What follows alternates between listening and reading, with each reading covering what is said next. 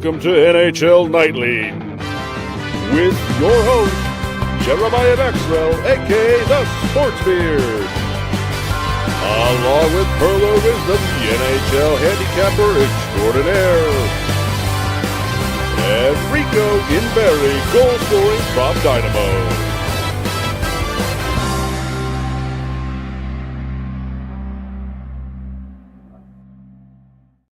Heck yeah, how's it going, everybody? Welcome to NHL Nightly. I'm your host, Jeremiah Maxwell. With me, as always, Mr. Pearlo Wisdom, Steve Duncan. Rico is out tonight. Jonny Lazarus will join us at 10:30 Eastern. Jonny Lazarus from Bleacher Report, from Daily Faceoff, Morning Cuppa Hockey. Does a bunch of stuff with the NHL, too. So what's up, everybody? Daniel Barry, already almost 40 in the chat. Over 40 going. Yes, I appreciate it. Pearlo, how you doing tonight, man? How's your bets? There's been a lot of good games tonight. Oh, bets are going real good. Tampa Bay scared me a bit, but besides that, oh my God, that game was crazy. Oh, did I lose my Montreal feed? I lost my Montreal. Come on. Oh.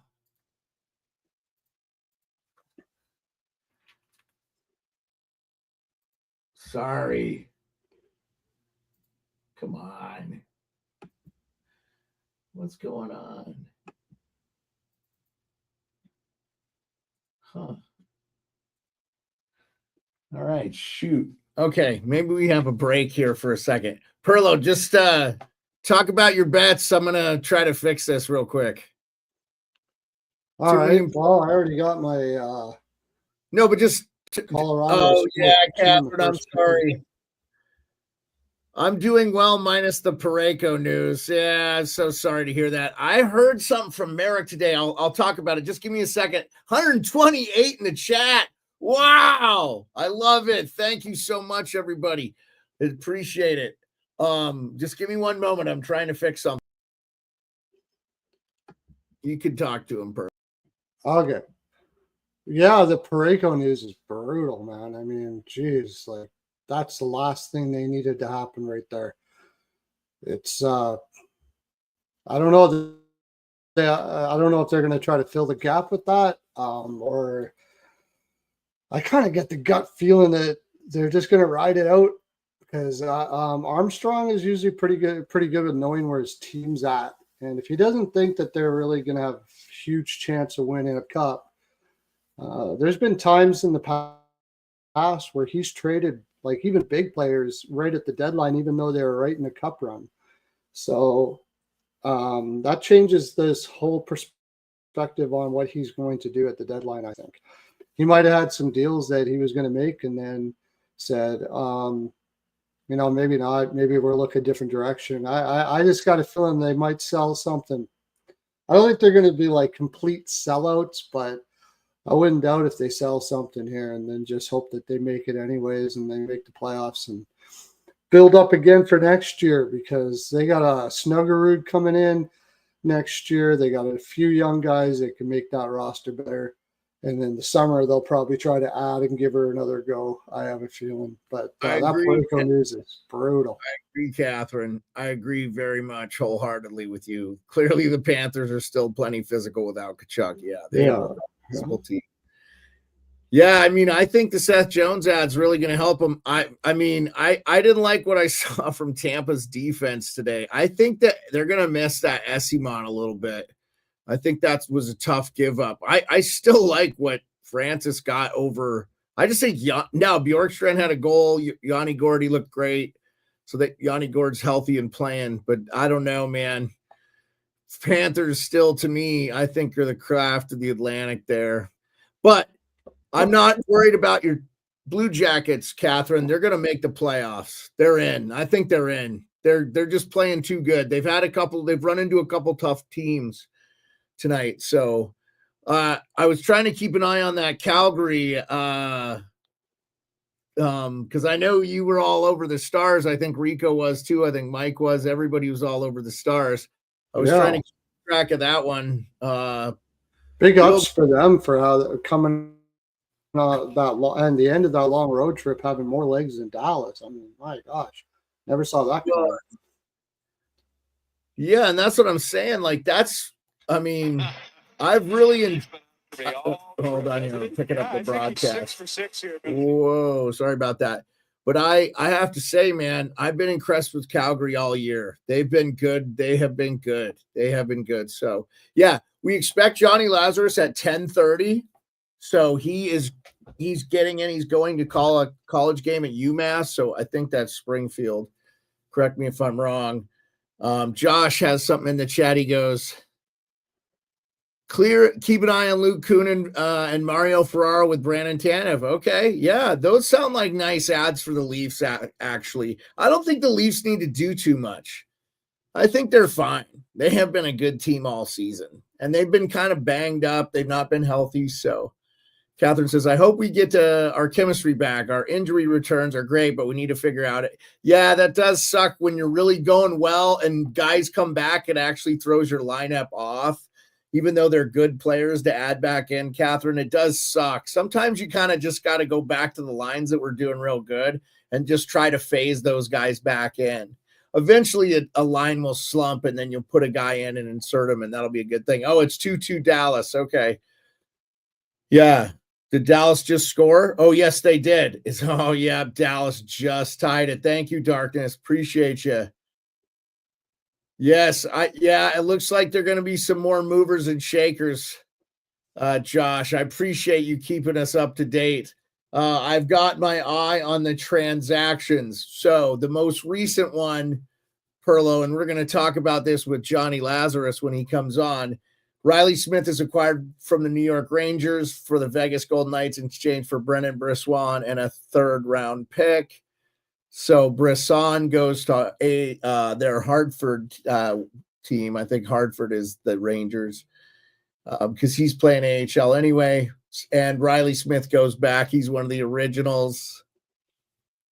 The Blue Jackets claim Christian Fister off waivers. I kind of like him as a bottom six, real good defensive forward. Ideally, you'd like to see him pot 20 goals for you, but you'll probably take 15. 265 people, by the way, listening on all platforms. Pearlo, how is that, man? How's that? We're doing good. 266 people, 67. That's a weekly high for us today. Outstanding. Almost all of that on X too, which I appreciate, everybody. Thank you. Yeah, that's awesome. Yeah, so that's a nice little ad. Christian Fischer. He was pretty good with Arizona.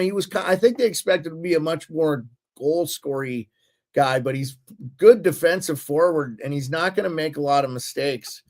So it's just one of those guys, especially if you got a playoff team, you would want him in your bottom six there. That's not a bad ad. Yeah, so that was kind of the trade. We'll talk about that one. Ryan Reeves placed on waivers. I think he's very physical, Catherine. Hey, Rick Smith. I appreciate the update. Rick Smith on X. Rick, I love it, man. Nice to see you. Appreciate you.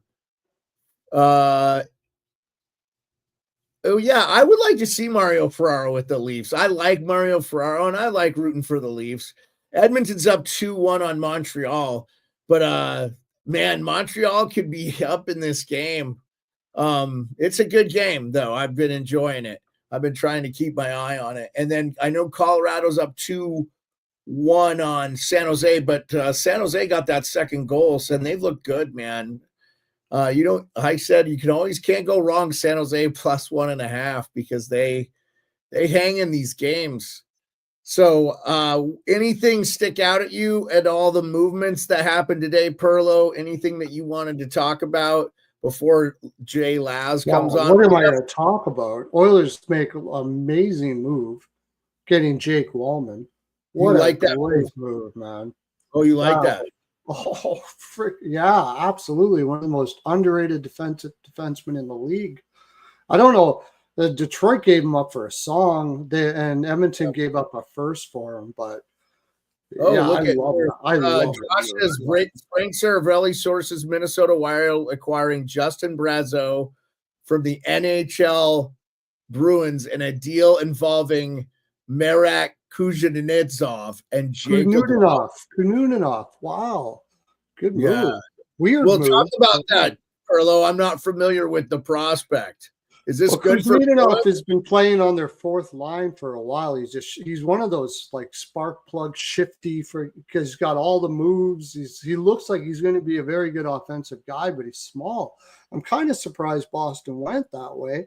They mustn't think that Brossoit is going to have the offensive potential that they thought they would. Brazeau? Brazeau, yeah, Brazeau. Yeah. I guess they don't think he's going to have the offensive potential that they thought they would because Kuznetsov has got he does have it. It's just getting confidence, and I think if he gets to play up in that top six for the rest of the season, maybe he'll build that confidence up. You talking about the moves? Boston, top six with Boston? I'm saying that Kuznetsov that they got back in return in that deal is a good top. It could end up being a very good top six if he gets the opportunity. Montreal just tied it. I think. Oh, right on. Yeah, 2-2. Oh, man. Edmonton, man, I heard a stat that guys they got rid of last year were plus 26. They added plus 5 between the new guys they replaced them with, and they're slower and older. Oh, man. Yeah, for sure. Yeah. They are for sure, Yeah, I think this is Lane Hudson right here. Hudson made the pass. What a pass, man. It was Lane Hudson with the pass. I got him over 1.5 points. What the hell, dude? That is awesome. That I cannot believe that is a great goal, by the way. Yeah, Edmonton is not a good team, Catherine. Pearlo predicted it before the year. He thought they could miss the playoffs. So I thought it was possible. He was kind of all over it. And I'll tell you what, I picked him to win, but my friend Nick Kiprios, who came on, appreciate Nick from Sportsnet, he was one of like 2 people at Sportsnet that didn't pick Edmonton to win at all. He didn't like their moves, and I always like his brain when it comes to hockey. I think it's close to what's actually winning right now. He just always says stuff that makes sense. I'm not trying to kiss his ass. I love the guy. He's great. So here's a professional who won a Stanley Cup, and he watches the game for a living. I really trust his judgment because he doesn't have an agenda. You know, there's certain people you can listen to and get a lot of information from, you know? So yeah, somehow the Bees kept it close with the Canes. Yeah, that was a horrible way to end, Avi. Oilers are getting older and can't keep up with the speed. Yeah, they went from one of the younger teams to the oldest. They added age and they added, you know, and the funny thing is, the guy that I thought wasn't going to do much for him has actually scored a bunch of goals and been decent for him in Jeff Skinner as of late. And that's what's kind of hilarious. We could have this conversation. 336 people listening. Appreciate you guys. Yeah, so we're going to have Jonny Lazarus on probably 5-6 minutes here. So, I mean, any other move you want to talk about? Obviously, we're going to talk about the trade with Lazarus with Brisson and the 3rd round pick for Riley Smith. We could talk. I want his opinion a little bit on the trade we talked about with Cole Hudson 3 points tonight. I think Lane Hudson's got 2 points tonight too. Maybe I'll have to check. I got him for 2 points tonight.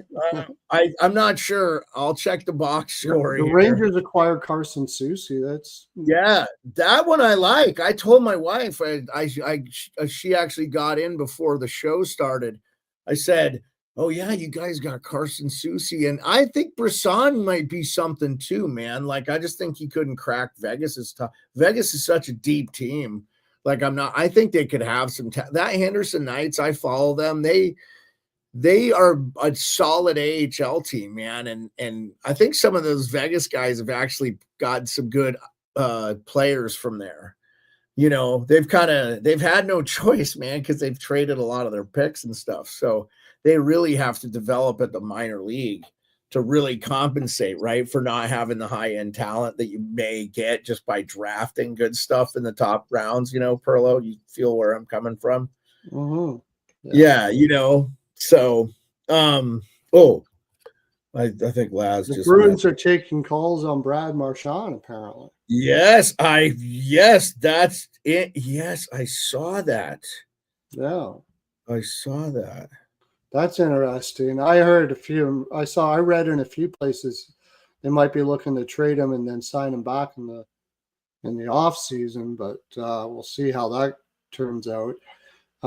Not sure that would. I think it's just kind of the writings on the wall that they should probably start rebuilding there in Boston. Yes, they need to, man. And I'll tell you what, I do not know how if you don't have anyone, I can't emphasize this. They were the only team in the NHL that didn't have a single player at representation of any of the countries for the World Juniors. Dude, that's terrible. Oh. Like, that is awful. Because there are so many talented kids from all over the world.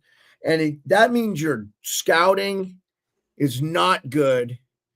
I think that whole regime needs to be fired, man. I think they mishandled this whole offseason. They trade Ullmark before they have the Swayman deal done. You could have got Swayman done first and then traded Ullmark and then did what you did. And then you have Swayman in camp, which I think has hurt Swayman because he's not looked right all year. He just hasn't looked like himself. Last year, he was just dominant. So they mishandled that situation. And then, the spit and chicklets thing, which was just lowbrow from, don't pretend you don't know who the fucking spit and chicklets are, Don Sweeney. Like, come on, man. Like, don't patronize us. Like, I felt like he must think we're dumb that he would say some shit like that.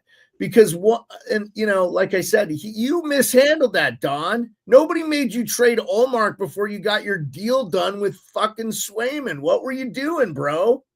Like, what are we doing here? Like, why are we forgiving this? This was like super unprofessional from them. And Cam Neely like dropping what Swayman wants and the freaking trying to negotiate through the press, which is so fucking lowbrow, man. And from a former player, I was a little bit disgusted by that. You know what I'm saying?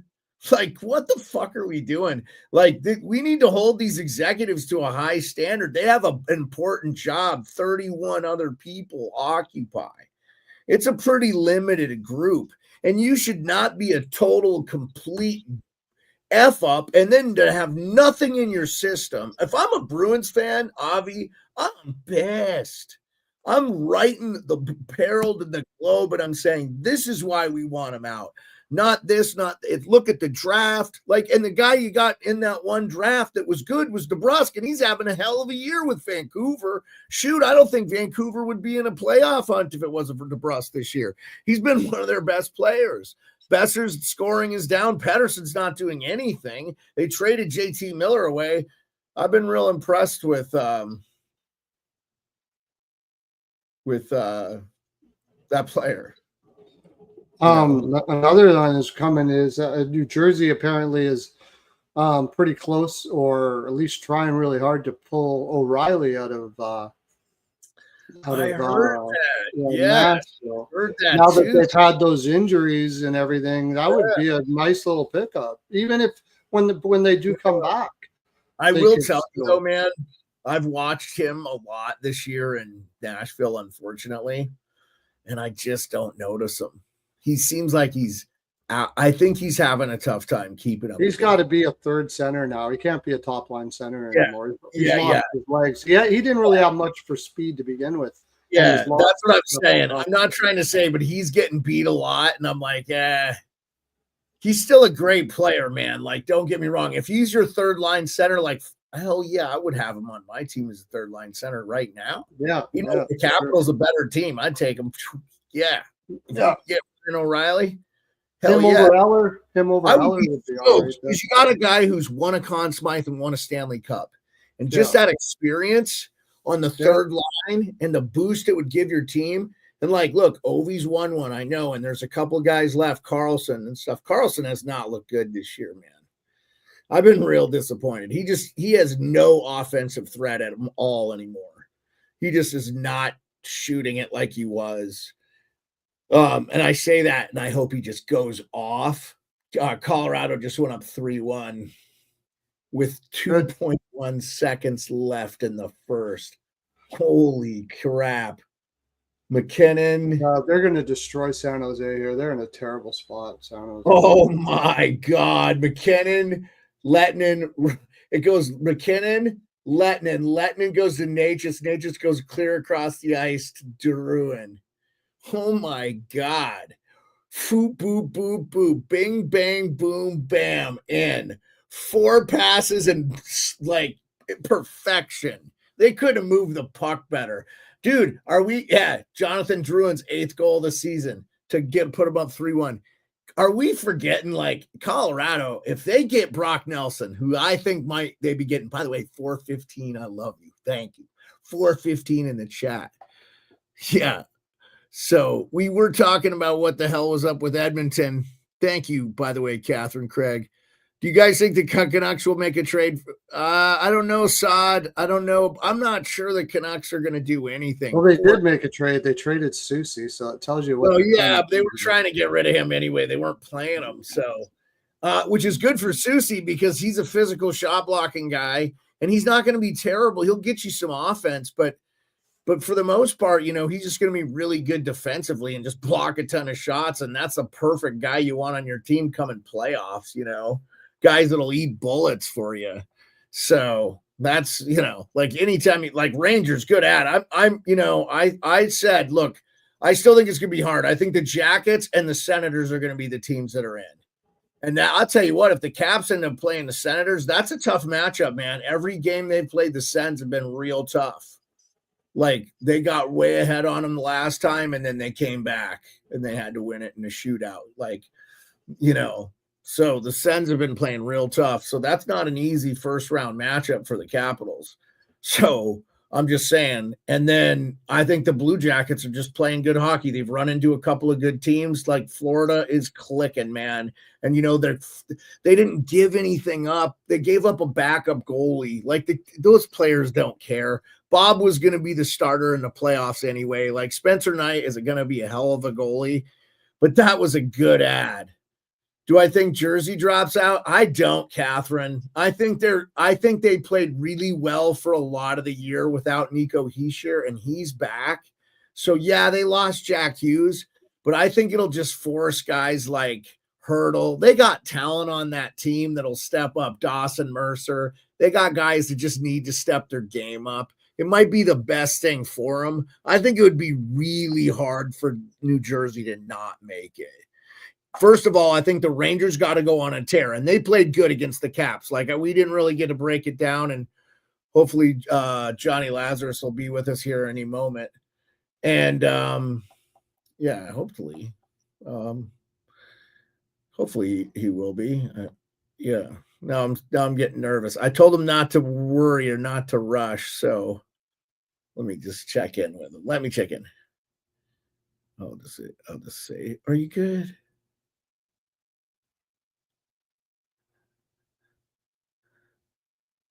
Okay. He might need, I just want to make sure if he needs me to send the link again or something. I just want to check in with him. No worries. I told him not to worry about being rushed. So we're not worried. He'll give us a nice 20 minutes. So yeah, Edmonton, Montreal still tied 2-2.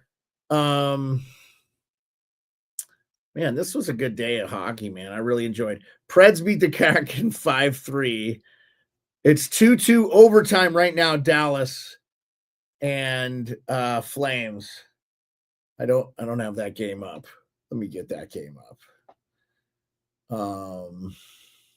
Yeah, I want to get that game up.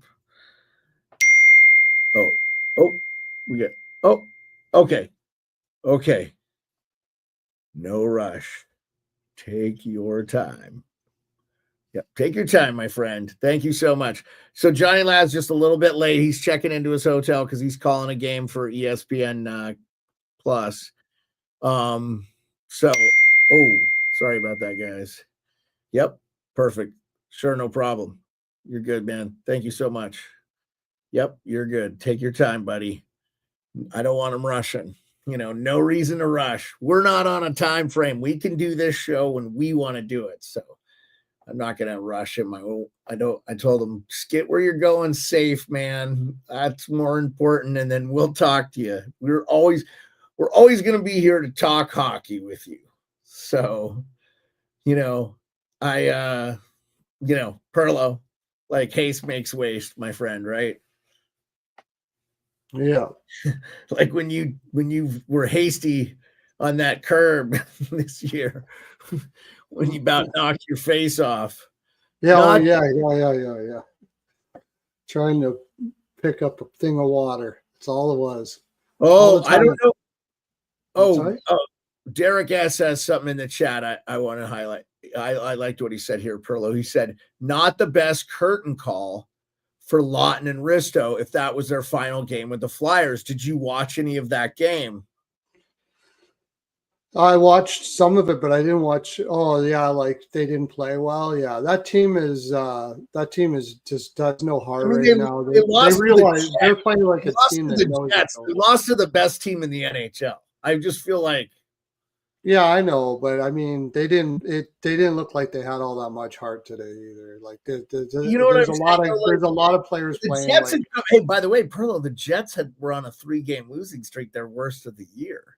Yeah. So I expected this from the Jets. I was all over the Jets. Yeah. Absolutely. Yeah. I thought the Jets this whole time. I never thought Philly would win this game. I just thought no way the Jets lose 4 in a row, and they lost to a couple of bad teams, and that just happens, man. You're gonna have some bad games. You're gonna play your ass off and lose 1-0, 2-1. It's just you're gonna have it, man. You're gonna have games like that. They were in bad travel spots, and then they got their feet under them again, and they just lost to Philly, so they're going to be focused on that game. That was a definite game. Let's Josh says from David Pagnotta, the Sharks have been scouting Leafs defenseman prospect Mikko Kokkonen and Ben Danford. I think you mean Ben Danford. Sharks show interest in both. Yeah, they definitely probably show interest in Ben Danford. Yes. Like Pearlo was saying, that's a guy you don't want to trade. By the way, Pearlo. Yeah, I don't want to trade that guy. 466 list. Yeah, right on. Right on. Pretty awesome, man. Mm-hmm. So I appreciate everybody, man. We've had people on X and YouTube and Instagram. If you're watching on Instagram, if you chimed in on Instagram and I didn't respond, sorry. I got my Twitter up because we're tracking everything that's going on. And Jonny Lazarus will be with us, I think, in about 5 minutes. I'll just say, because he gave me a time frame, and I'll say we'll go with 5. And if he's not here in 5, we're fine with that. We know he's coming. He's checking in, like I said. So he's coming, Jake. He's coming. I knew it'd be a little bit of a time adjustment, maybe just him getting to where he had to go and getting checked in. And I told him, don't be rushed and take your time, and you're fine. We'll have plenty to talk about in your absence, and we have. Any other moves you want to talk about, Pearlo, that like have spurned your interest? Or, I had a real head scratcher with that Tommy Novak to. Yeah, I don't know what. And then in return, they get by the way, out with appendicitis, Michael Bunting. So Michael Bunting goes to and then I have heard that they are going to get Toronto's first, in addition to retaining some money on Luke Schenn or Tommy Novak, and they're going to go to the Leafs, and Fraser Minton and Easton Cowan are going to go to the St. Louis Blues for Braden Schenn. Nice move for the Blues. Jeff Merrick said this deal, and I was like, I think it's a good deal. Now, if I'm a Toronto fan, I don't know, man. I would feel, what would you feel like? Oh, That's tough, man. I mean, it's all for now, that's for sure. They're not going to have anything left in the cupboard, so they better do her with this year if they do a deal like that. No doubt about it. I mean, Shen does definitely improve their 3D and gives them more scoring depth, but that's a lot to give up. A lot, for sure. For a 30-some year, what is he, 33 now? yeah, no, hey, I know. That's what I'm saying. 480, by the way. Bam, bam, love it. Jonny Lazarus just told me he's setting up. We'll have him here momentarily. So, yeah, I'm so with you, man. Like, that's, if I'm a Leafs fan, I think Dallas just won in overtime. Jason Robertson. Ooh, good. I had Robertson, Dallas in overtime. Wow, Dallas continues to roll, man. They are looking good. Go ahead, Pearlo. Say some shit about Dallas. What, bad stuff? I'm not going to say anything No, bad about no. When I say, yeah, I mean, that team is going to be dude, I think they're Stanley Cup. It's going to be tough to take in the playoffs, man. I'm telling you that Granlund, and if they get Sagan back in the playoffs healthy, they're going to be a juggernaut, dude. And I think that Central's an easier path to the finals because, we still don't trust Winnipeg. I think Winnipeg's going to do it this year. If they get a Brock Nelson, I think it can put them over the top. But I think Colorado's going to get them. And I'll tell you what, I have liked what I've seen from Colorado as of late. Well, it was Colorado's tonight, you mean? Yeah, Colorado's taking on a very tired San Jose team. So. No, but I'm saying I've liked what I've seen from Colorado in the last couple weeks. They're looking a lot better. I still would take Dallas all day over Colorado. Oh, okay. Okay. Yeah, you like Dallas to come out of the Central then. Okay. I think it'd be Dallas. I think Dallas Winnipeg would be one hell of a series. Holy I think that's what we'll see in the second round. Yeah, I think that would be one hell of a series. Yeah. And who are they going to take? Yeah. Well, and then I think win that one. I think in the Pacific, Vegas is coming out, baby. Vegas is always there in the playoffs. Edmonton doesn't have it this year, man. They're not going to be able to do it. And I think if the way things shaped out, if Edmonton won the Pacific, they might have ended up having to play Colorado. I think that is a thing. I might be off, but I think that is a thing. If they win, because Winnipeg will be first, and then it depends on if Colorado takes out LA. Yeah, so Winnipeg is first, so they're going to play either probably Calgary or Vancouver, whoever snakes that last wild card, right? Colorado's in the first wild card. They haven't been able to catch Minnesota, Dallas, or Winnipeg. So Minnesota and Dallas are going to play each other. I think Dallas wins that one against Minnesota. I just think, especially not knowing what's going on with Kaprizov, Dallas wins that one. So Winnipeg would play Calgary. We'll just say Calgary's going to make it. I actually have more faith in Calgary making it than I do the Canucks at this point. Yeah. But the Canucks have played some good games. So, but Winnipeg, we'll just say Winnipeg, Calgary. I think Winnipeg waxes Calgary. I think Calgary wins maybe 2 just with their gut and heart. I wouldn't be surprised if it went 6, but I wouldn't be surprised if it went 4. So I think absolutely. Well, why don't we ask Jonny Lazarus what he thinks of that round, and we'll get him in here. Hey, Jonny Lazarus, what's up, my friend? How are you? What's good? Sorry for keeping you guys waiting. No, you're good. I didn't want you to rush. So I run this show. We're not on anybody's timetable. People can wait, and we have 497 people watching. So let me retweet the link. Did you tweet it, Jeremiah? I'm sorry, what? Did you tweet the link? I'll retweet it right now. I did. I tweeted it out. About 10 minutes before 10. So, and I said, Perfect. We're going to be live. And I said, you'd be on about 10:30 and we're good. It's 10:45. No big deal. Who cares? Sorry.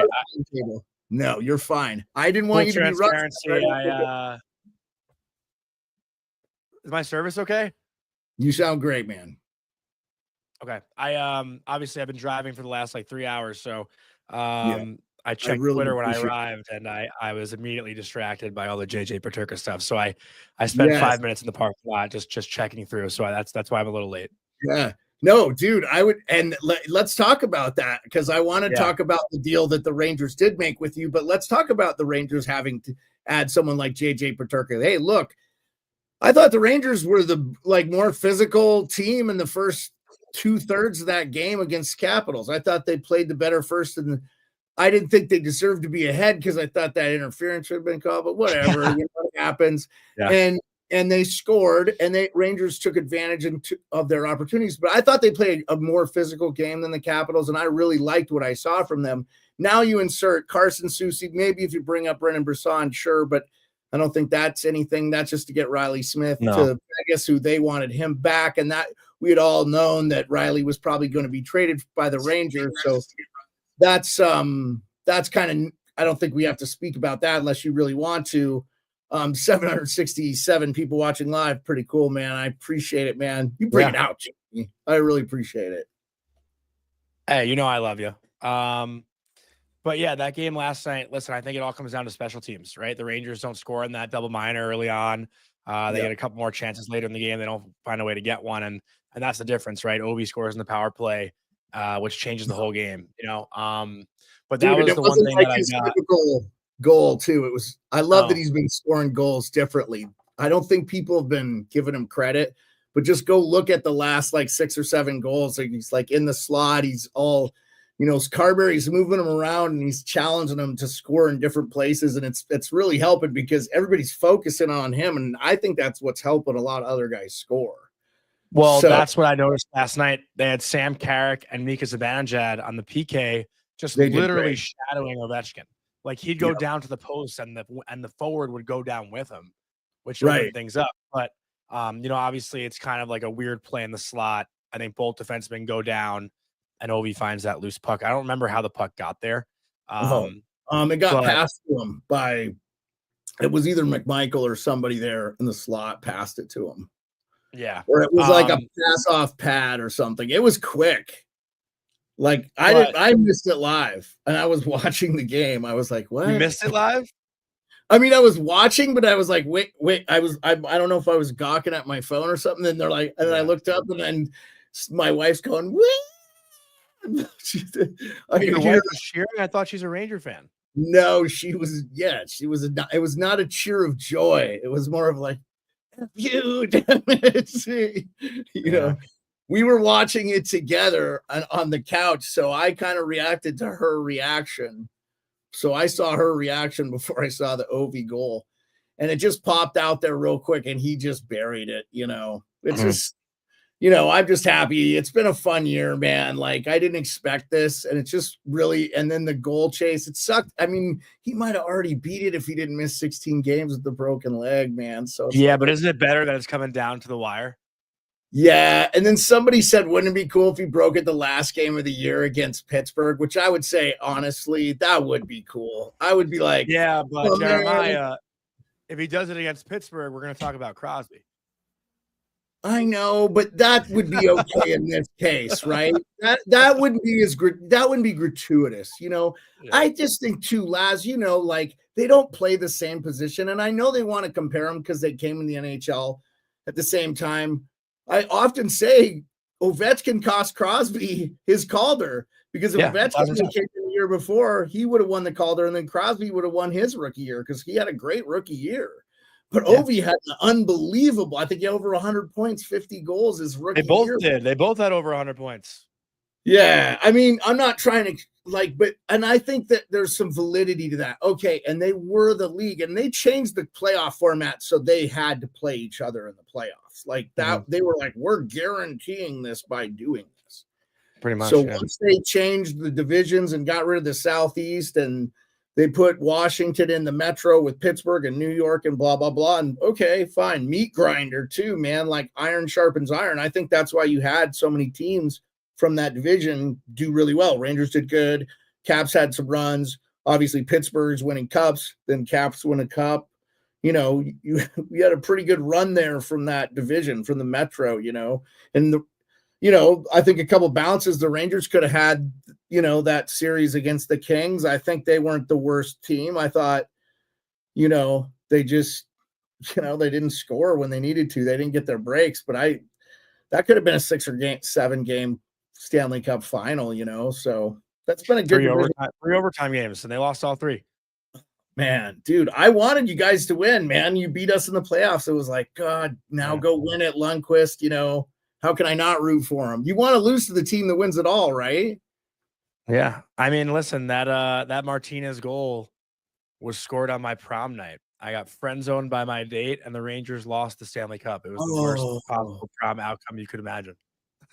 Dude, no fucking way, man. No way. Can you imagine that?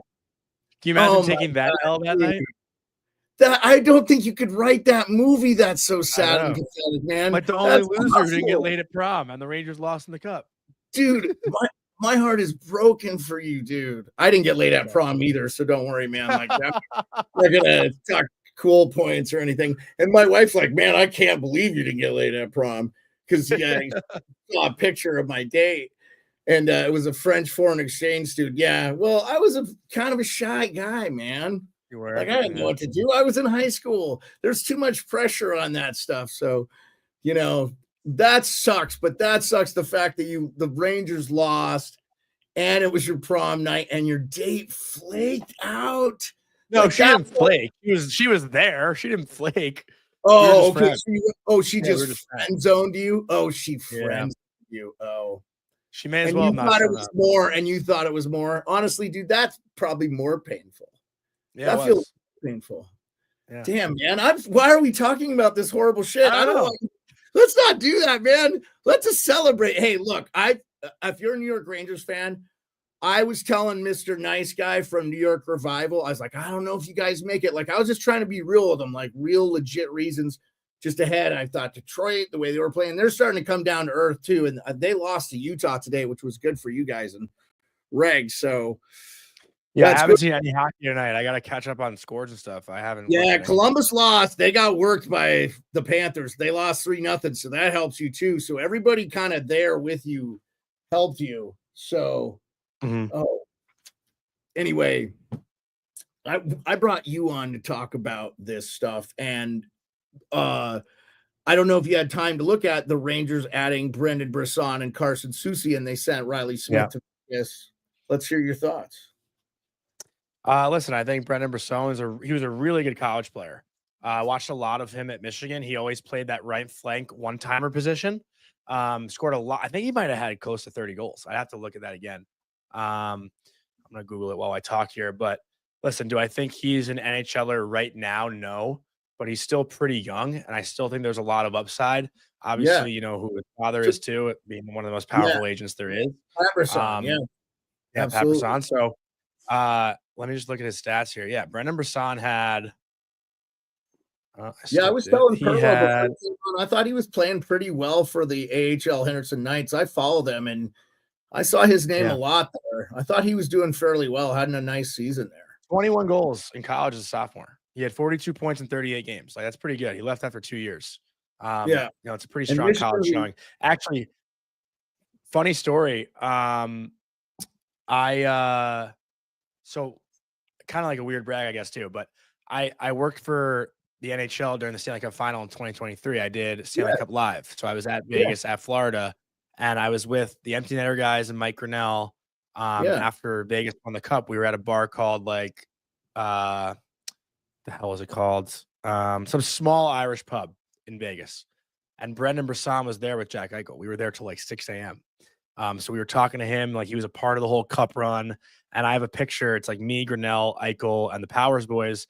And Eichel's actually wearing Brisson's credential, which is pretty funny. Like I would have posted that picture, but I'd get in trouble with the NHL probably if I posted that. Yeah. I don't know.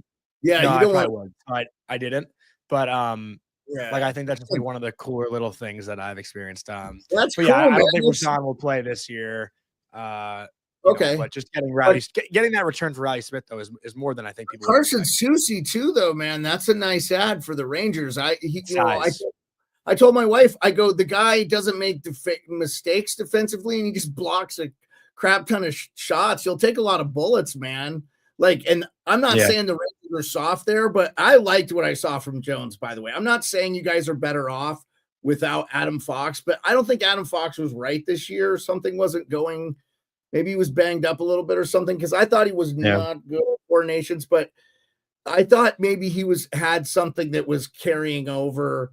I think there was legit excuse. And I know it wasn't working with Lindgren. You guys made that change, and he looks good with Colorado because he's a bottom 3 guy. That's where he belongs. And New York had to play him much higher than his level. And no fault to Ryan Lindgren, especially the physical and stuff that just wears defensemen like that out. But adding a guy, what do you think about adding a guy like Soucy? Listen, I think it's size in the blue line, and I think that's like where the NHL becomes a copycat league, right? Like Vegas started it with their heavy blue line in 2023, and Florida did the same thing last year, and we tried it. Like the Rangers brought in Nico Mikkola in 2023, and he wasn't the fit that he was in Florida. But when you bring in a 6'5" guy that can probably play third pair, you know, I still preferably would have Zach Jones in the lineup, especially without Adam Fox, because to me, Jonesy's like such a good puck mover. Like he makes a simple first pass. He can beat guys with his speed. Like he's a sneaky good skater. He looked very good. I thought he was great. I thought he was great. The physicality and size might not be there, but he's a smart player. He has offensive upside. Like I think you keep him in with Fox out, but in a physical playoff series, no problem getting the puck out of their end. Sorry. No, say it again. What'd you say? Oh, all I was saying was I didn't mean to cut you off there. Apologies. I said I thought the Rangers didn't have any problems getting the puck out of their end when he was on the ice. I agree. And Listen,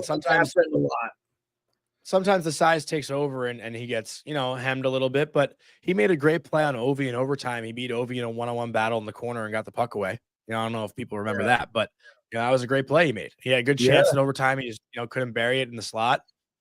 He's shown a lot of good things in these past few games. And, listen, I think a lot of credit has to be given to him because with the way he's been treated, and again, not everyone's treated the same. Like it's a part of it. It's a part of growing at every level in hockey. You're going to have the guys who are scratched. You're going to have the coach's favorites, blah, blah, blah. But for Zach Jones to come in and play as well as he has with being scratched basically for like 6 straight weeks, like that's really mentally tough, and I think a lot of credit should be given to him for having a smile on his face for basically the whole time. I know he made comments, but like he's pretty much been positive the entire way. Yeah, and I didn't really want to even bring that up. I felt like that was such old news, but I did want to ask you. So Capitals fans had problems with Laviolette kind of not playing our younger players. And I was just wondering, was there a little bit of that perception with the Ranger fans and how he's kind of treats some of the younger players in their system? Because I'm surprised. Like I thought we would see a lot more Othman this year too. I don't know where you're at with that, but yeah, just between Othman and Jones, I just wonder. I don't think Lavi trusts the young guys. I don't know. Is that just me, or I don't want to put you on the spot? No, not on the spot at all. I think this year it's definitely more prevalent than it was last year. Like the one gripe last year would have been not putting Lafreniere on the first power play with the year he was having, but at the same time, the first power play was doing so well. So like, what are you supposed to do? Who are you supposed to take off?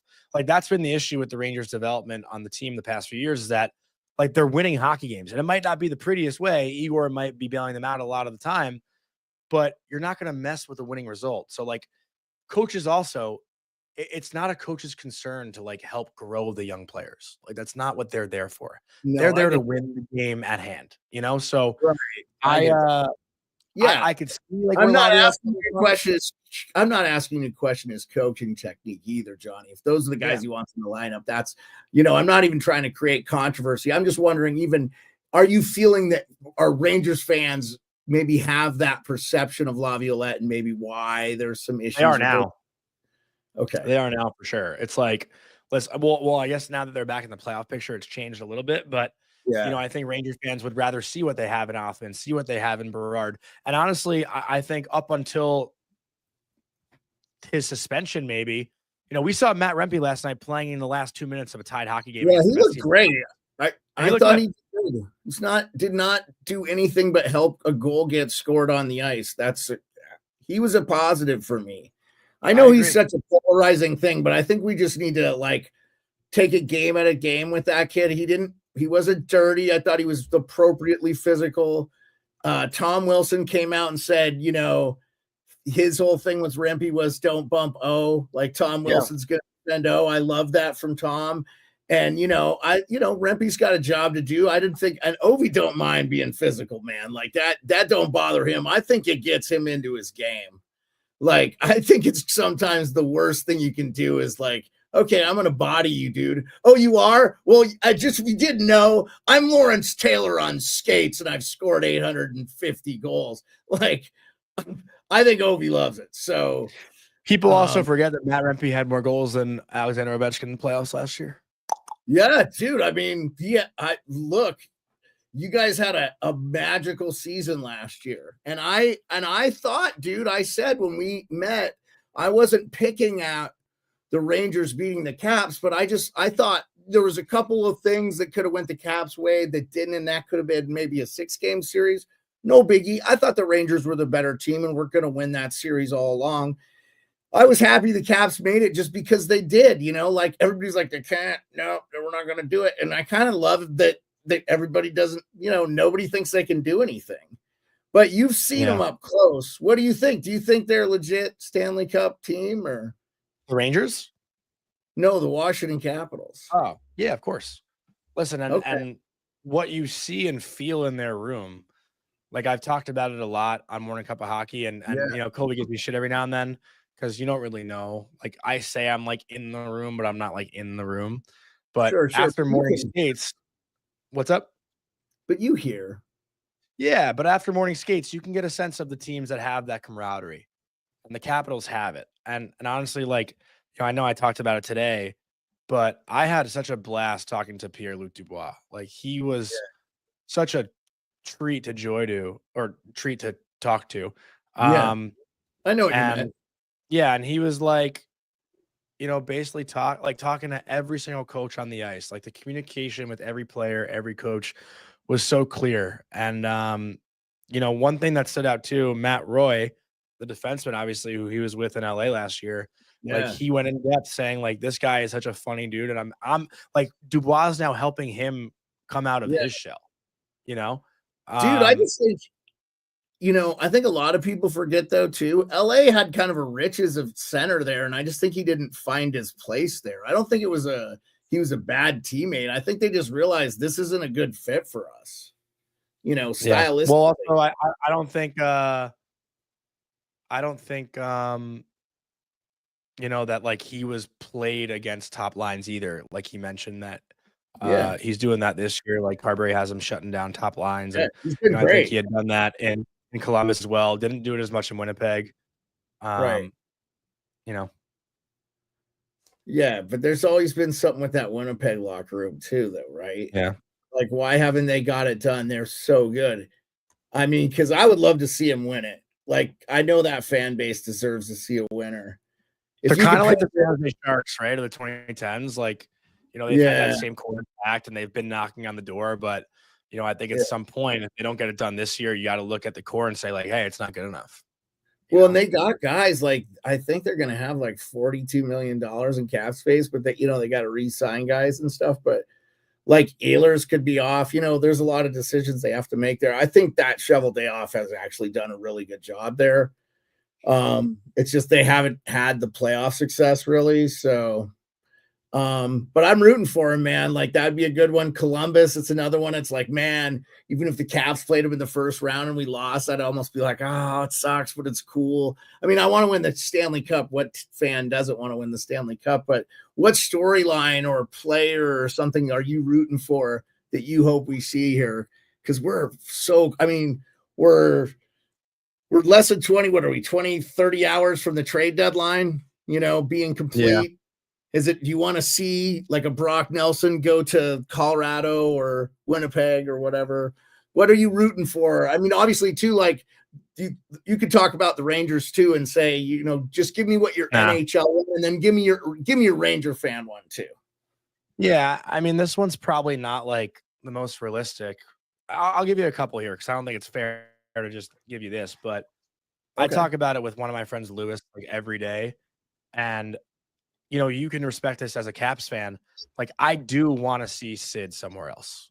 It's a shame that this guy's still playing as good as he is, and we're not going to see him in the playoffs, like anywhere. Like, honestly, you know who's not being fucking talked about at all? Oh, sorry, I don't know if I can curse in here, but you know who's not being talked about at all?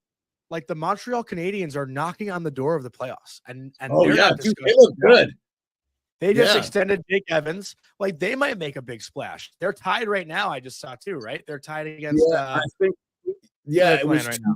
Oh, it's 2-2. It's 2-2. 16-14 left in the third. I am watching it live right now. Like a win tonight, and they're essentially like in a playoff spot. They almost scored to go up 3-2. Yeah, I mean, Edmonton looks bad, my guy. Like they are in disarray. McDavid does not look like McDavid. His numbers are real bad, and like 5v5, he's like -13 or something. It's bad. He still has his speed, but I don't know what's going on there, man. But Draisaitl's been a monster. So yeah. But that would be my thing. I would want to see Montreal make a splash. I think that'd be really cool to see the Canadiens back in the playoffs. You know, with how bad they've been over the past few years, the criticism they've gotten over the past few years. Obviously, Laine like coming back, you know, a little less than halfway through and stepping up and like changing the entire like course of their season. I'd love to see them go bring someone in and go for it here. I think that'd be really cool to see playoff hockey back in Montreal. I could not agree with you more. Having gotten to talk to Kent Hughes last year at the Frozen Four, cool, rooting for him. You know, I knew he was there to see Hudson, and you know, rightfully so. It was really nice to talk to him, and I think, I really like that Montreal team. They're fun to watch, man. They play hard. They're giving Edmonton all they can handle in Edmonton tonight, which you gotta love. I love teams like that. They're scrappy. The Anaheim Ducks are like that low key. People aren't watching. They're playing some good hockey as of late. Have you caught any Ducks hockey, Johnny? I haven't watched like a complete game lately. I did have a chance to actually meet Trevor Zegras at Four Nations, and I got to say, like, that guy is awesome. And obviously, I think, you know, you guys know, I know Frankie Vetrano pretty well. Just from last time. But yeah, like those guys they love being there. And again, like Anaheim isn't a team necessarily right now that I'm like staying up to watch. If I'm up from 10:30 to 1 a.m. watching hockey, it's typically Edmonton or Colorado. On that note, before you go down that road, did you watch Anaheim and Edmonton play? No, I did not. Anaheim beat them like a rented. That was Monday night? 6-2. Anaheim dominated them. They look like a deep, fast, young, hungry on the puck, nasty two-way team. And I'll tell you, it kind of makes me laugh, you know, because I heard a lot of rumblings about that coach early in the year, like the players hate him, blah, blah, blah. And I was like, oh, there's a lot of noise coming out of Anaheim. It's really quiet there usually. And Greg Cronin is the head coach. And they seem to be buying to what he's selling because they're like a nasty team to play. And that McTavish is special, man. He's like maybe going to be a Selke candidate. Anyway, you think so? Dude, not this year, but I think in his career, I think Pearlo. Do you agree? And then if you have anything for Jonny Lazarus, I love McKinnon. People for sure. Selke or not McKinnon. McTavish, as you're talking about.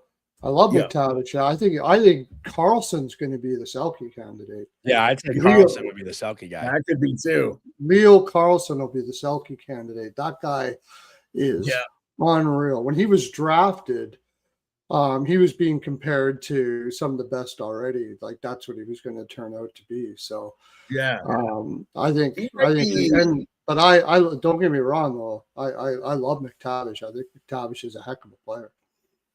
Yeah, I think Carlson is a better version of Nick Backstrom. I think he's got the hands, but he also is a very good scorer. So I think he's a better goal scorer than like a Nick Backstrom. He's going to go down as one of the best from that country, I think. He's really good. So yeah, that sucks. Yeah, I thought because Vetrano and stuff, you were boys, you might watch them a little bit more. But I do get it, man. Your nights get late. You know, it's nice living on the West Coast, man. Like it's 7:10 here, man. So it's like, oh yeah, a bunch of games still on. Not too bad. Still light out almost. You know, so I sometimes forget that like you get into. I don't know if I could stay up late if I lived on the East Coast either. You know.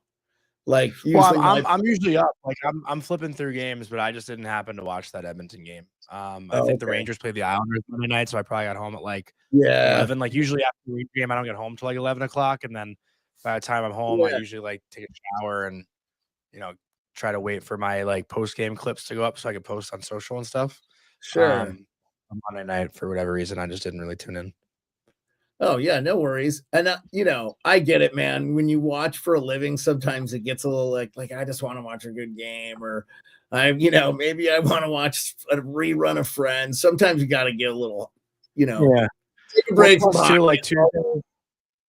the way it goes. Also, like sometimes when we have a guest on our show, like Tuesday morning, we had Tyler on, and I knew I'd be able to ask Tyler about what happened in that game, so I don't really have to watch it myself necessarily if I'm getting his opinion. I mean, there's always different ways to go about it, but Colby and I are usually pretty good about like splitting up who watches what. I love that, dude, and I love that you guys talk about that. That's one of my favorite things about your show is that you guys do go, yeah, well, I watch this, and obviously you're going to watch the Rangers heavy and stuff, but like I feel like between Colby and you guys do a good look at the league. So, you kind of gave what you'd like to see. Like dream wise, but what would you like to see for the Rangers? Like I like some of their ads with JJ Peterka. I think you talked about it. That would be cool. If you could pick anybody on the Rangers that would help them, who would you take to add right now? Yeah. There's no name out there that I'm like, this is the guy we need, right? You would be like Rantanen, sweet. Like, yeah, it'd be great. It'd be great, but I still think the Rangers, while Rantanen can score goals, I still think the Rangers need more like motherfuckers, Like Rantanen is a really skilled player, but I don't know if he's the guy that like is gonna piss another team off, Like getting JT Miller was the guy that I thought we needed. Like the Rangers needed to be harder to play against. Yeah, he looks good with you guys. He was doing great. He's been great. And while Rantanen is, listen, Mikko Rantanen is one of the better players in the NHL. I'm not saying he's not, but that's a hefty price you're going to have to pay. And quite frankly, I'd rather someone who's like, going to make the third line stronger. Yeah. Like who are you giving up, right? A lot, Yeah. Let me ask you this, just hypothetical, because it came to me. Would you give up Panarin for Rantanen? Yeah, Panarin has 1 year left on his deal. Why not? If Rantanen's willing to sign long term, for sure. I'm just wondering if Carolina, is that's enough for us? We just needed to add scoring. We'll do Panarin via Condios, Rantanen, and Rantanen goes to the New York Rangers. Would you do that trade? I would. I mean, and listen, I love Artemi Panarin. Love it. Yeah. I think he was unbelievable last year. 120 points, man. Nobody even talks about it. It's like he was awesome. But the knock on Panarin, and sometimes maybe it's not fair because I think he's been better than people say. Panarin's the guy that gets you to the playoffs, but he's not the guy that gets you through them. Yeah. Yeah. So I thought he was solid in the playoffs for you guys. Yeah, but the Florida series, he doesn't score a goal until 20 seconds left in Game 6. Yeah. Yeah, but that you give credit to Florida too. They were so good defensively, man. They just did not make the mistakes. I don't even think the Rangers played that bad. I just think Florida was that good. They were just so good, elite defensively, man. And they just but that's the point. What are you just supposed to live with that and say, all right, well, I guess we won't get better. We're not going to beat. You want your stars to step up. I think what Johnny's talking about is a guy like Alex Tuck. If you're going to go to Buffalo and get Alex Tuck, two-way guy that draws you into they kind of draws you into the battle. They don't really have anybody there that drag you into the battle. So a guy like Alex Tuck would be something I'd give up a lot for if I agree. I take Tuck right now over Rantanen, actually, to be honest. Yep, Yeah. me too. Wow, I love that take. Wow, that's cool. I would not have guessed that, but I love that take. That's a ballsy take because it's like, no, I love Alex Tuck, and I would love to see him have some success. Like he had that unbelievable shot that Holtby saved in the finals, and that series could have changed, man. Like that kid was very good, and I really respect him. I've seen him in interviews. Have you guys had him on? I think Morning Cuppa. Did you guys Alex have? Tuck? Yeah. No, but you want to hear a good story? Yeah. So in 10th grade, I went to the New York State development camp to, you get invited to New York State camp. And if you make the 15-man roster out of there, you go to or 15 forwards, out of New York State, 12 forwards go to the national camp, 3 alternates, whatever. They go if someone gets hurt. I was an alternate the previous 2 years. So I made it, technically made it. If someone were to get hurt, I'd be invited to national camp. My third year, the third and final year that we were able to try out for this, because it's like a tryout for the NTDP, basically. I was on a team with Alex Tuck. He was my line mate for the weekend. Nice. And this is one of the bigger regrets of my hockey career. My dad always talks about it. That same weekend, I had my best friend's little brother, who's like the closest thing I've had to a little brother. We had his bar mitzvah. On Saturday, gotta be there. I had 8 points in 3 games with Alex Tuck as my line mate, probably the best New York State camp I had of the 3 years. And I left early to go to my best friend's little brother's bar mitzvah, and I did not get the call because I left early. Dude. And Alex Tuck probably had fucking 7 goals in 3 games. Like, I've never looked better on the hockey rink because I was playing next to him.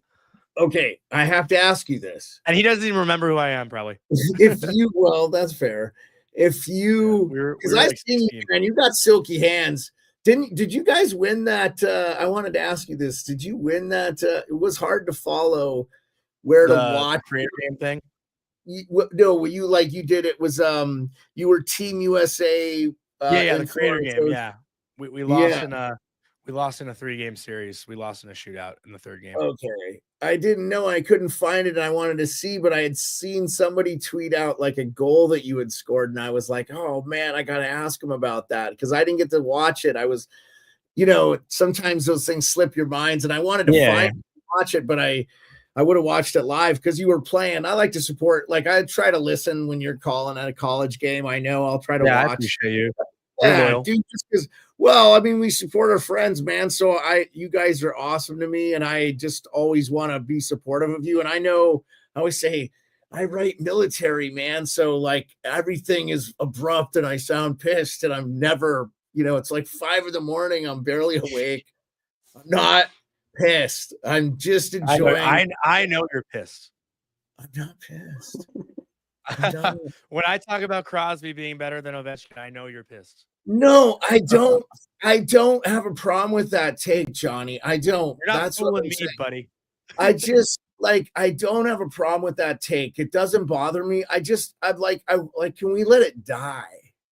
Like, compare Crosby to the best centers of his generation. And you know where I'd start? His teammate of Evgeny Malkin, who won a Hart Trophy, who won a Conn Smythe. Like, it's not like you played with nobody. He's a great player, Crosby. But Biz said something about this today. I could ask you. He said Crosby's in the, Mount Rushmore. He goes Gordie Howe, Bobby Orr, Wayne Gretzky, and Mario Lemieux. Who are you taking out to put Sidney Crosby in? Are you taking one of those 4 out? I mean, listen, I didn't really grow up watching any of those 4. So like, right. So you would. So what I said is you got a new Mount Rushmore for a new era. Yeah. You just divided up in eras like baseball did. When we didn't allow minorities to play. Well, you know what? You know what's funny, honestly? And actually, this is like, I'm going to take an argument I heard. It might have been, I don't know who it was that said it, but the whole MJ LeBron debate? Yeah, it's awful. Well, so here's what I heard. But here's what I heard, and here's how I'll flip this. Sure. I heard a woman say, I think, like on TikTok, if LeBron came before MJ, it wouldn't even be a debate that LeBron is better. And I'm gonna say, if Sid came before Mario, it might not be a debate. But because we have such respect for the guys that came before these guys now, it's hard to put the guys today ahead of those guys. But Sidney Crosby, the numbers, the championships, the international play, like how is that guy not a Mount Rushmore NHL player? So you take Mario off then. And if he didn't smoke cigarettes, he would have been. I think with that group of four, Mario is the guy. Just also because it aligns with the Penguins, it aligns with the organization. Crosby won more cups for that organization. Like it aligns. Yeah, he did. So I think I'm taking Mario off and putting Sid on. I do. And again, that's no disrespect to Mario Lemieux, but if I'm picking one of those four, I think that's who it's got to be. And I don't have a problem with that. I did watch them play. And I don't know how many points Crosby would have got if he played in that era. It would have been a hell of a lot more than he's got right now, though. I'll tell you that right now. Oh, you're saying that's positive. If Crosby played in that era, I believe he would have been. Then again, if Ovi played in that area, he would have scored 100. Yeah, that's where it's tough, right? Because with evolution, everything changes. The game changes. That's where the conversation. You're trying to compare, like. To me, Ovi, like the Ovi Crosby debate, there's no debate. They're both equally as good as each other. They just do different things. Yeah. And they're both equally as good. If Ovechkin would have went to Pittsburgh and Crosby would have went to Washington, Crosby would have won as many cups in Washington as Ovechkin would have won in Pittsburgh. It would have been the same. Crosby would have won one cup. I don't know. And Ovechkin would have won just as much. Absolutely no doubt about it. They would have did it in different ways. I don't think Crosby's going to win more cups in Washington with who he had to play with there than roster build means a big thing though, Johnny, because we talked about the razor thin margin you guys lost to the Kings in the finals in 2014. Like, who would you have added that would have helped that team because it was so close? Yeah, but my argument there, Jeremiah, and I know now we're just going to get into the Sid Ovechkin thing, aren't we? Okay, I don't mind. I'm just saying, like, we don't have to talk about one without talking about. I've never chimed in on it. I agree with you on Crosby being on the Mount Rushmore. Let me say one thing. Jeremiah, your argument is that Crosby played with more like Hall of Famers and stuff, right? Like that's kind of where you lean in this argument. Yeah, yes, abso-freaking-lutely he played with more Hall of Famers. But let me say my piece. Crosby's line mates when he won those like back-to-back cups were like Chris Kunitz and Dupuis. Yeah, Dupuis might have been. And I don't disagree with that, man. I'm not Connor Sherry was like his line mate in 20s or Gensel, right. I guess now. But totally get it. But Jeremiah, also, what I said to you in the chat that day that we got in this argument was, I guarantee if you look through the course of their careers, the Capitals finished higher in the standings way more than the Penguins did in the regular season. Yeah, no, I'm not. And I'm not saying that. Like the Caps had some good years and they lost in the playoffs. They choked. I get it. But I'm saying I totally get it. Sometimes the Caps were what the Leafs are now until they won in 2018. Right. Oh, yeah. But okay, but would you say the Leafs potentially have 3 Hall of Famers on their team right now? Tavares probably gets in. Yeah, Tavares probably gets in. Matthews and Marner probably get in. Probably. Matthews gets in. He's getting in. No, I'm saying like Tavares without a cup, does he get in? Yeah, I think no. If it was me, I wouldn't put him in. But if he wins a cup, he was so good. He was so good. Oh, when he was with the Islanders, man, he was. He was. I'm telling you, Jeremiah. I've done the decade stats. Let me just pull this up. He gets in. You know how much money he made? So many players like Okposo. Yeah, never would have got a deal like that if he didn't play with Tavares. Yeah, I don't think there's a reason to counterpoint argument that because I don't disagree with it. if it was me, my personal opinion, I wouldn't put him in. But if you're telling me he gets in, I'm like, yeah, okay, I can see it. Like it's not anything I would. There's no hill I would die on. Like John Tavares doesn't deserve to be in the Hall of Fame. Like I know there's a case for him, and dude, I often say if he didn't leave the Islanders, they might have beat Tampa Bay in one of those. They went to 2 conference finals. Sure. Imagine if they had John Tavares on the team. Like they would have maybe got past Tampa Bay. And you never know. I think about that. I feel like he's been close. He was probably closer with the Islanders to winning a cup than he was when he went to the Leafs. Unfortunately. All right, Jeremiah. Let me read you guys. Let me read you guys a stat. Ready? Okay. I want you to guess in order if you can. This is like my favorite thing to do. Like this kind of trivia. Let's do it. Yeah. So from 2009-10 to 24-25, 15 years. Can you name me the top 5 point scorers in the NHL? The last 15 years. The last 15 years? Well, McDavid is going to be like the last 4 or 5, right? McDavid is 7. 7, yeah, he wouldn't be up there. 7th overall in the last 10 years? 7th overall in the last 15 years. 15 years. You're talking about the last played 15 longer years. than that. Okay. Tavares would be there. Okay. Tavares would Nate be there. McKinnon's up there. I bet Nate Tavares is 5. Tavares is 5. McKinnon is 10. Okay, dude. Hey, look, man. I said if you told me John Tavares gets in the Hall of Fame, I'd be like, wait. I want to do this one. This last 15 years. Okay, I see what you mean. But do you want me to do the rest, or are you just shooting it through the point? Number 1 is Sidney Crosby. Sidney Crosby over the last 15 years is a plus 162. Yeah. Alexander Ovechkin is a plus 42. Okay. Yeah, that's why I don't like plus minus, but okay, that doesn't really mean much to me. But I mean, Crosby is a better defensive player than Ovechkin by a long shot. Don't get me wrong. I'm not even the guy. He's just not elite. He's just not elite. That's all. I'm not arguing. Who's arguing? I'm going to go through the list. I'm going through the list. Ready? Crosby is 1. Okay. Patrick Kane is 2. Alexander Ovechkin is 3. Steven Stamkos is 4. John Tavares is 5. And then I'll mention Claude Giroux, who's 6. Yes. Yeah. It's sneaky good. Giroux doesn't get the credit, man. He's really good. If he doesn't get in the Hall of Fame, I'll lose my mind. He's one of the best two-way forwards that we've seen in like top 5 this generation. Did he win a Selke, though? I don't think he won a Selke because he was on that team with everybody ignored him. The guy's an amazing two-way player. But look at the guys that were there. How are you going to take Bergeron and Taves off that? He's not that good. He's not Bergeron and Taves good. Well, that's the problem. He's right below that era of Patrice Bergeron. Hey, just heads up, guys. I got to hop in like 5 minutes. I got to do some prep for tomorrow.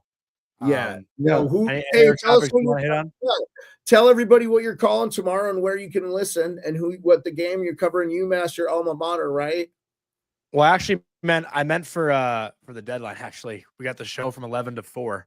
Oh yeah, I'll be watching. I got to catch up on all the trades and stuff because I missed the last like 4 hours of NHL action. On Daily Faceoff, transactions for you too if you want. But yes, nothing too crazy towards the end of the night there. Lots of speculation. Brad Marchand may be getting traded. What are your thoughts on that? And then, maybe we can call it a night. I think it's been an awesome chatting with you. It's been so cool. I don't think anything other. Go ahead. No, I was just gonna say the Marchand thing. Like, listen, I think Boston's got to be a little realistic with themselves here and say our window is closer to being done than it is to being open. So while Brad Marchand has been one of the best leaders, players, people in that organization over the past decade, I think sometimes you just gotta have that conversation and leave on good terms. Because the worst thing I think that Boston could do is treat Brad Marchand the wrong way. Like we kind of saw happen this summer in Tampa, right? Like Steven Stamkos doesn't get the extension last year at this time. Yeah, but real quick on that note, I want to ask you this because I watched the game and Gensel had a hat trick. He's got 31 goals now and Stamkos has 18, and I barely noticed him. I've watched a bunch of Nashville and have not heard his terrible name against called. the Rangers the other night. Terrible. Yeah, I didn't hear his name called once, dude. I watched that game with my wife. It was brutal. Yeah. Oh man, Nashville looks awful. I was like, oh my God, they're like the worst team in the world to watch. And I wasn't like, I'm not trying to dispel how the Rangers were playing. I think the Rangers were playing a good game, but Nashville was just, I said the same thing. It was really brutal, man. I would imagine he's trying not to be depressed, but it's kind of hard to be in that situation he's in after all of that. And you're watching Tampa Bay do so well. And, you know, Trotz brought in a bunch of guys that were the same type of guys, and it's not going to fit. I was saying that before the season started.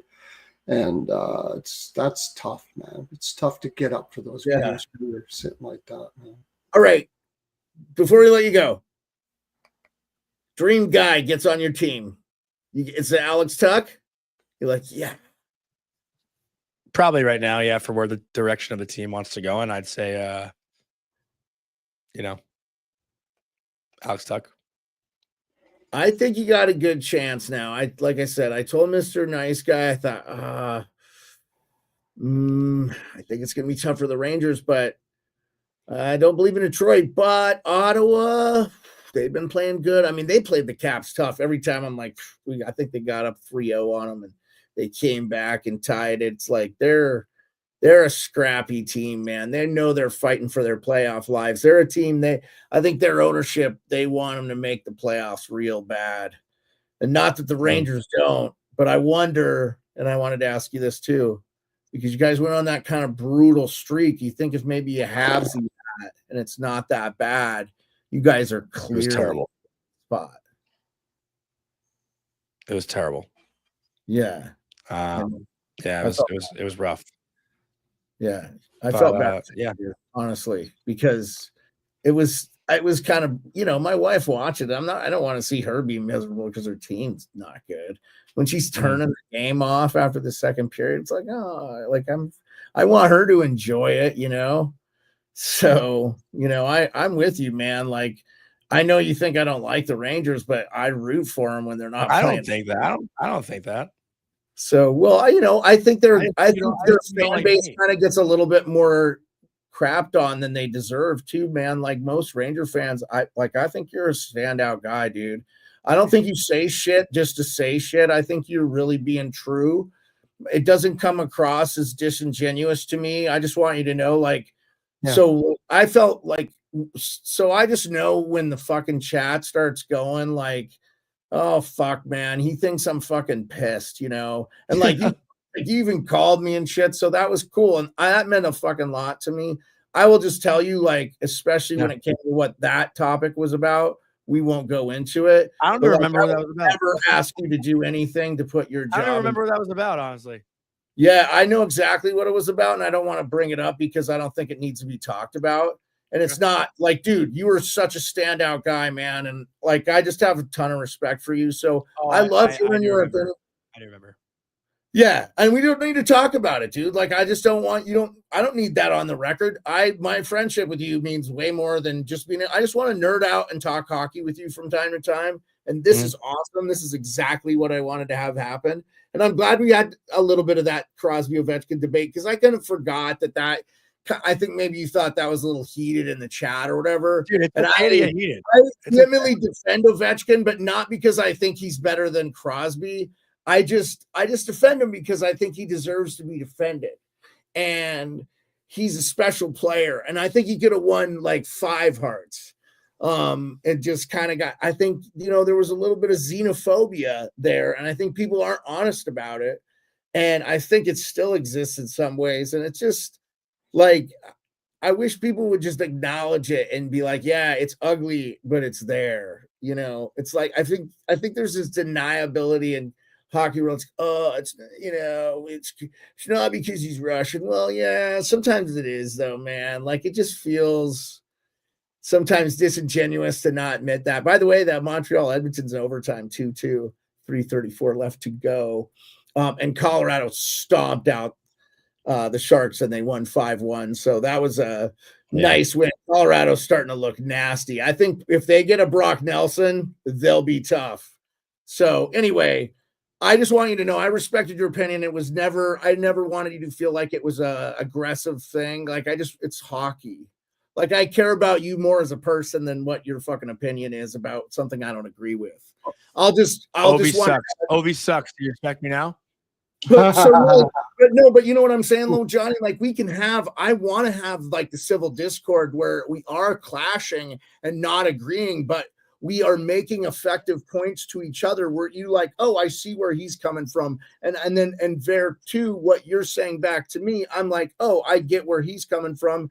And it's not like the worst thing in the world to disagree. So I don't want to say I'm afraid to do that. Like I'm fine to debate you on it.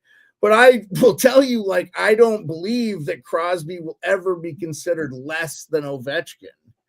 You know, Ovechkin's going to always be a little bit behind Crosby. Now, if he wins the Stanley Cup this year, I wonder if the conversation starts to shift to my thought process. Again, not because Crosby's not unbelievable, though, you know? So I just think that sometimes when a guy comes along, he's special and he does special things. And if Ovi wins a cup at 39, like, dude, I'm going to be that guy in like Madison Square Garden where my friend Nick Kiprios held the cup and this sign says, now I can die in peace. Like, yay. That'll be me. I'll be that guy. I can die in peace. Yeah, because I'll feel validated that like this guy was special and he did it. And no one thinks they can do it. Nobody is suck. How much are you going to talking about? I've got a. If we lose, I don't care. What are you talking about? I've got a future on Washington to win the cup. I've got a future on the Washington to win the cup. You have a future. Who do you have a future on, Johnny? That you're like low key, they're going to win. I didn't put any actual money on it, but like I think I said in our show like a month ago, like Colorado. Oh yeah, I don't disagree. Yeah, I'm all over Colorado. I've been all over Colorado. Even going back to last year, you know. If they get Brock Nelson, I do gotta hop here, guys. Excited. What's up? I said if they get Brock Nelson, I'll be low-key excited. One of my best friends from the Army, my good friend Darren Ogle's a season ticket holder for the Avs, and I've just always root for him because of him, you know. And when we were in the Army in the barracks, which is kind of like dormitory, but you don't have to go to class, you just fuck around and learn how to shoot machine guns and shit. We'd be watching hockey, and he was to my left. And this other guy, Jim Moore, who's from Flint, Michigan, was across the hall. And they just be motherfucking each other when the Avs and Red Wings, greatest playoff series.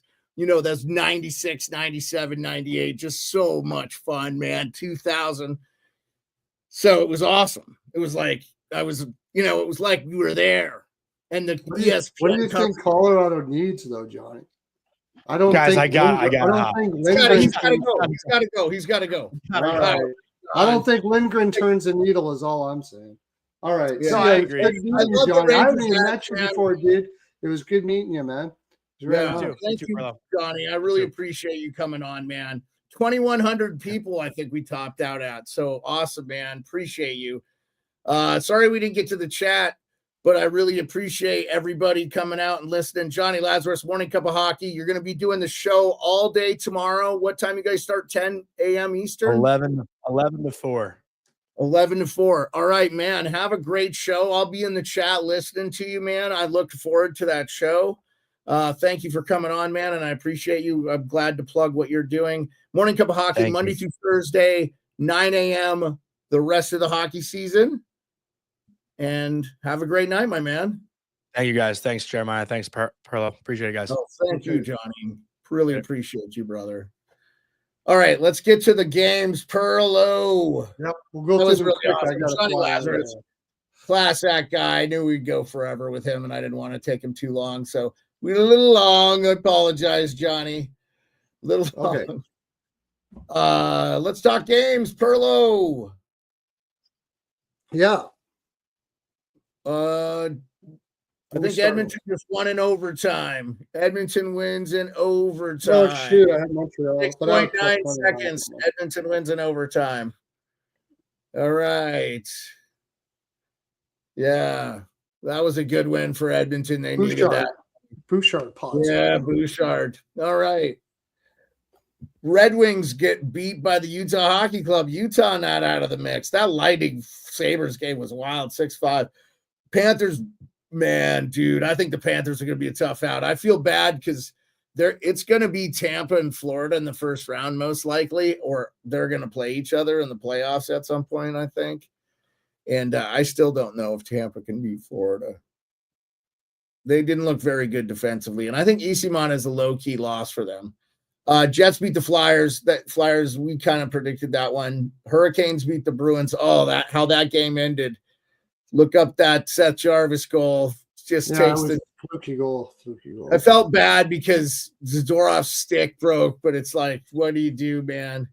Yep, Gonnerman and David Bouchard goal. Avi, yep, unreal. It was very nice. 3-on-3. If you get 3-on-3 with Edmonton, it's like if they don't win, I'm surprised. Like if they lose in overtime, I'm like, oh damn, that's an upset. Like if Edmonton gets it at 3-on-3 OT, it's a win for them. They're freaking elite, man. It's like you just put Bouchard, McDavid, and Draisaitl out there. Well, bang, bang, boom, done. It's easy. It makes sense. They're dominant. Okay, Predators beat the Kraken 5-3. I think that game was like Seattle got some late ones to make it look close. Stars won in overtime 3-2. We had called that actually live, and Oilers just won 3-2. That are the games. Anything stick out to you that we didn't talk about with Laz that you want to talk about before? Oh man, we went through Fridays. I got to get these games in, and I got to get going myself. So yeah, games to take care of tomorrow. So yeah, that was a long episode, man. We had Laz come on a little bit later than expected, but again, thank you so much, Jonny Lazarus. Pearlo, we don't got to do picks. We'll just call it an evening, my man. You can get all my picks tomorrow anyways. I'm going to put them in. Everybody follow Pearlo, man. He's been doing an unbelievable job. His picks are so clean. He lays them out. He gives you choices. He'll tell you what he's leaning that way. And if you want some prize picks, you can DM him. You got to work with him on that. So, but just check him out. He's really tweeting out a lot of that stuff, man. And it's hitting like crazy too. We're making money every day over there. So and we're almost 900, by the way, Pearlo. Over 900 on YouTube now. Oh, nice. We've grown like 300 in a week, man. So leave a like, subscribe, man. We really appreciate you. I'm sad we missed Rico, but dude, honestly, I probably talked too much, man. I feel bad. I kind of dominated that one. I wanted to get you some more questions. But every time Laz brought something up, it was something I had mentally checked. Oh, I want to talk to him about this. So I had done that the whole day. I just kind of prepped for him the whole day.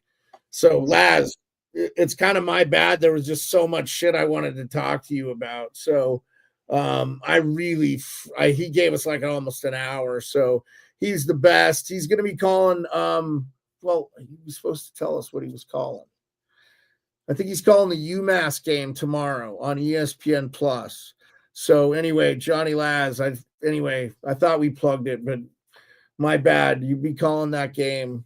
He'll be an analyst for that game. So check that game out if you're watching. We get 21-66, man. So appreciate you, Pearlo.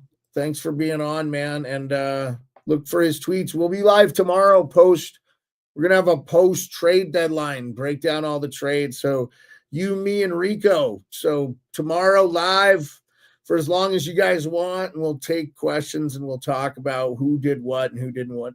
I'm real interested, man. If Toronto gets skunked, what do you think happens? If Toronto gets skunked in the playoffs? No, and there's skunked in the trade deadline, you mean trade? Yeah. I'm kind of with you on that. I mean, from what I'm hearing, what's out there and what they got to give up, I don't know if I do it, dude. Like, seriously, you want to start giving up those kind of. They got those young guys that they got there. They're right on the cusp of making the team next year.